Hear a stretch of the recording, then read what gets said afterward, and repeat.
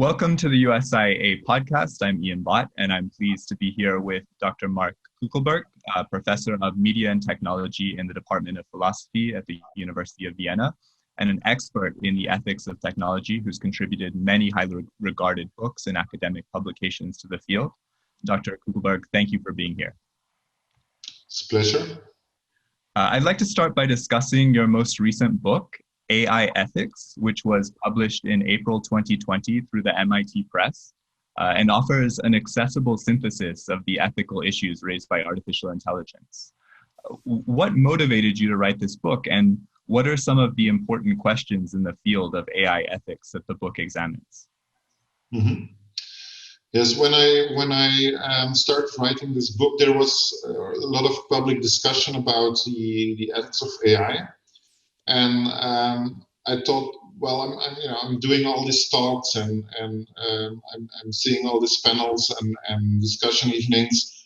I thought there's so much interest that it would be good for people who are not in the field to have a brief overview of what are the issues. And I was in touch with the editor at MIT Press, and we thought it's a good idea to do a book for this essential knowledge series, which explains topics to a broader audience.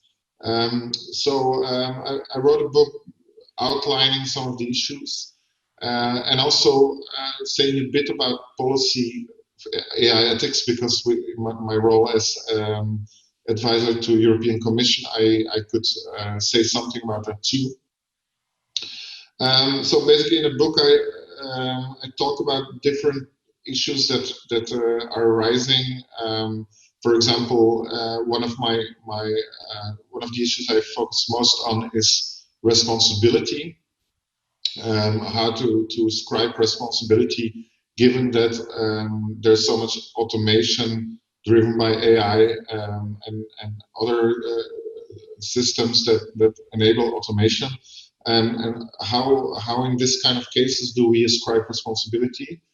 Also discuss other issues like privacy, the explainability also of AI systems, which is also a known problem, bias, and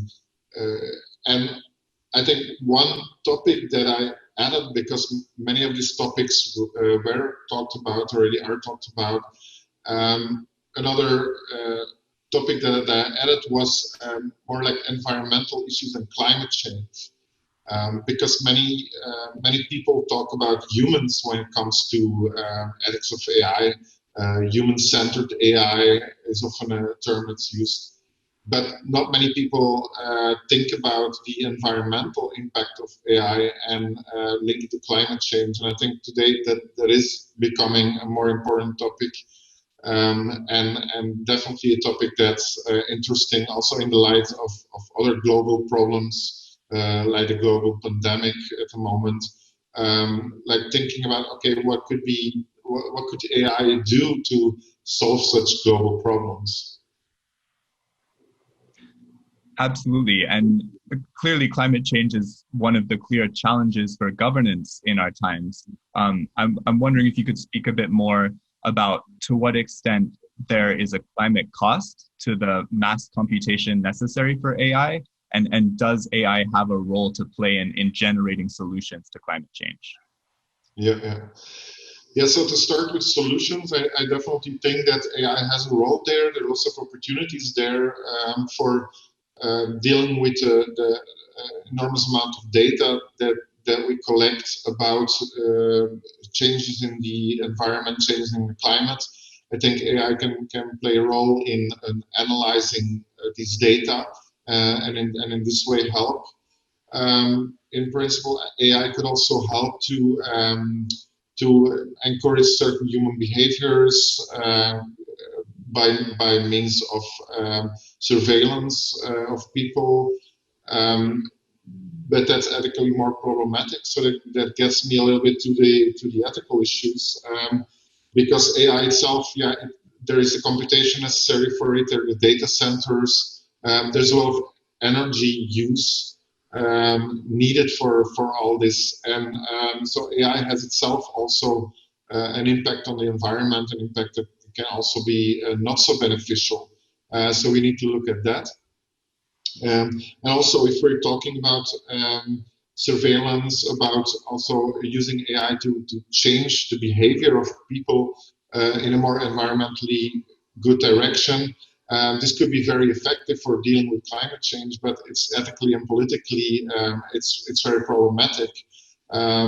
Think of the case of having an AI basically take over political decisions and steering the behavior of all humans on Earth as a kind of thought experiment. Well, this is something that's, from a point of view of dealing with climate change, it might be a very good idea, because you could manage the planet better in that way. But of course, ethically, it's extremely problematic and undesirable to do so, because you're turning the whole planet in a totalitarian system led by an AI, guided by an AI. So I think this is something that we want to avoid. But if we look for a kind of middle position, I think we need to have this discussion. You know, how much freedom are we prepared to give up for dealing with climate change, if it's indeed so that you know, climate change is such an important and urgent issue, then we need to ask that question. What is the cost of dealing with climate change that we are prepared to pay? Absolutely. And so as AI and other advanced technologies seemingly become embedded into the fabric of modern life, I'm wondering if I could get your perspective on world governance. What are some of the key considerations that should be emphasized when it comes to the governance of problems related to AI, and who should be responsible for making these decisions? Mm-hmm. Yeah, so I think when it comes to responsibility for AI and for dealing with problems, we need solutions and actions at various levels, including, of course, also local level, and using the institutions we have, including state-based institutions.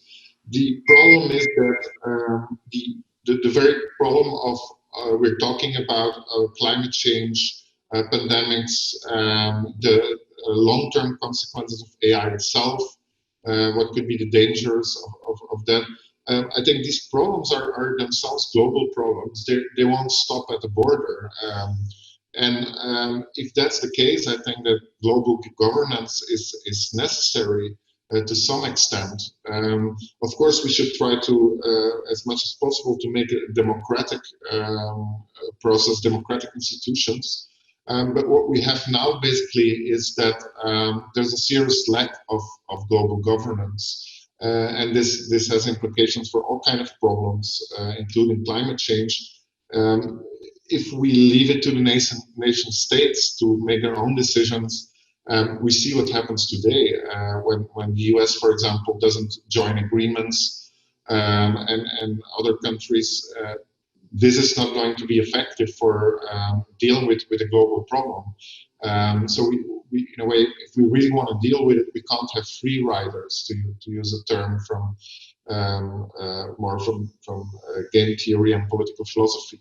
So we need to be all on board, and we need to make agreements at a global level. And I think that's impossible if we keep thinking that national borders and nation states are the necessarily always the best level to deal with problems.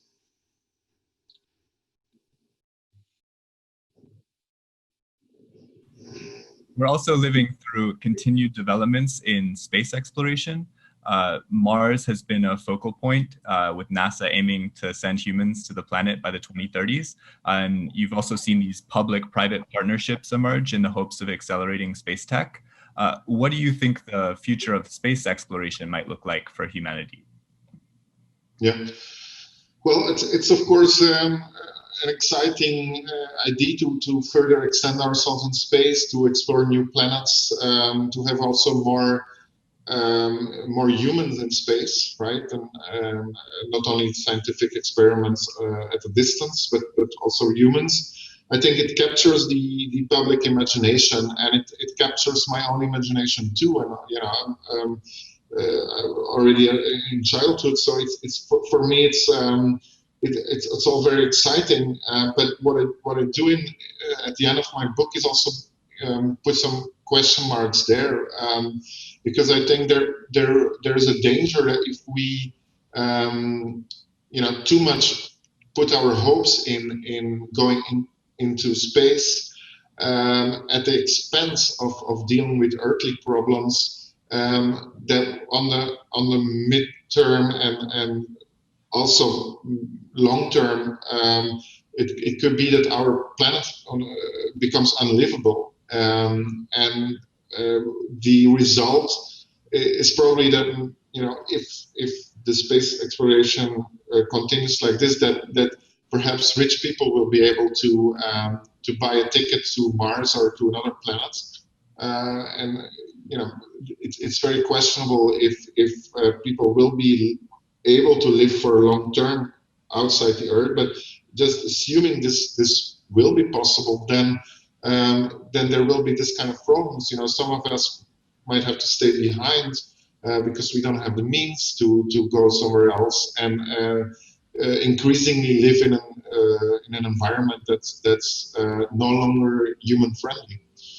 So we need to think also, I think, about this kind of ethical and political problems also, that are related with this idea, like, okay, let's go to space and leave the problems here. So I think I'm in favor of more research in this direction. I just think that it shouldn't be seen as a solution to escape the global problems we have now, and also not a solution to try to escape the human condition, because we can extend ourselves, we can enhance ourselves, and probably we should in many cases. For example, genetic diseases that can be avoided, I think there's a moral duty to do so.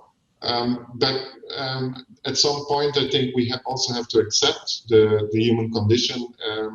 What we are as humans biologically can be changed, but not indefinitely. And part of that is also accepting our environment and the ecological value of that and necessity for human lives. So I think we should put a lot of effort in that, in maintaining that environment that we have and that we live in. Very interesting. So as a philosopher of technology, you have to grapple with many complex issues, and these are issues that are ever evolving with technological development. So I was curious, what do you see as your vision for the philosophy of technology as a discipline? Yeah, I think philosophy of technology is, I think, can further grow in two ways.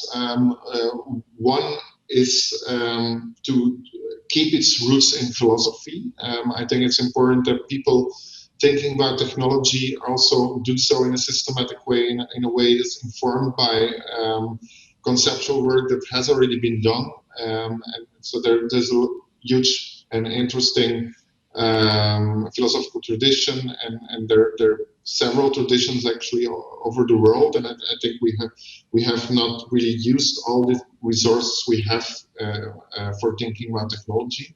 But a second direction is one that also always has been part of philosophy of technology as I know it, and that's a direction that's also oriented towards the practical problems and societal problems. And in order to do that, I think it's good that philosophers of technology are either interdisciplinary, transdisciplinary themselves, or reach out to people of other disciplines, and also people in policy, in art, people on the ground who try to improve things for society. So I think that if philosophy of technology manages this, then it can really be not only philosophically interesting but also helpful to society, and that's absolutely the right kind of direction. And I'm very happy that many people in the field are also seeing that and contributing to the world outside academia. And my final question is, what role do you think organizations like the USIA might have to play in helping to think through and problem solve around some of these issues? Mm-hmm. Well, I think it's important that organizations like this exist because we need to bring together people who can help, because I think it's I'm quite against technological solutionism in the sense that, of course, technology should provide solutions.